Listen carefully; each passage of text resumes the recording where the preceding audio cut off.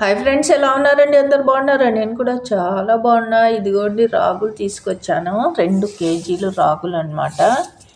ఇది వచ్చేసి ఇందులో ఉసుక ఉంటుంది, బాగా గాలించి కడగాల. ఇది ఉసుక అడుగుకి వెళ్ళిపోతుంటుంది కదా, అలాగా కడగాలి. పెద్దవాళ్ళకైతే తెలుస్తుందిలేండి, పిల్లలకి మీకు తెలీదు.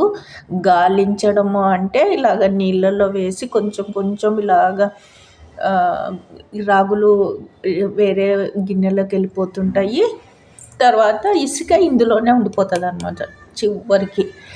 అలా చేసి బాగా రాత్రి అంతా మూట కట్టి పెట్టాలి. ఇది పగులు చేసుకోవాలి. రాత్రి మూట కట్టి పెట్టేసి రేపు మార్నింగ్ ఎండలో ఆరబెట్టేసి ఇంకా గిన్నెకి పట్టించేస్తే బాగుంటుంది. కొంతమంది పెన్నం పైన లేదంటే బ్యాలలో కొన్ని కొన్ని వేసి దోరగా ఫ్రై చేసి కూడా గిన్నెకి పట్టిస్తారు. నాకెందుకు అలాగ ఫ్రై చేయడం వల్ల కొద్దిగా ఏమన్నా అంటే విటమిన్స్ పోతాయేమో అని అదొక అనుమానం అనమాట. ఎండలోనే సరిపోతుంది. ఎండలో ఆరబెట్టిన తర్వాత గిన్నెకి పట్టించేస్తాను పిండి. ఇప్పుడు ఎండాకాలం మొదలైంది కదా, ఇంకా రాగి జావా, రాగి ముద్ద చేసుకొని తింటే మంచిది ఆరోగ్యానికి.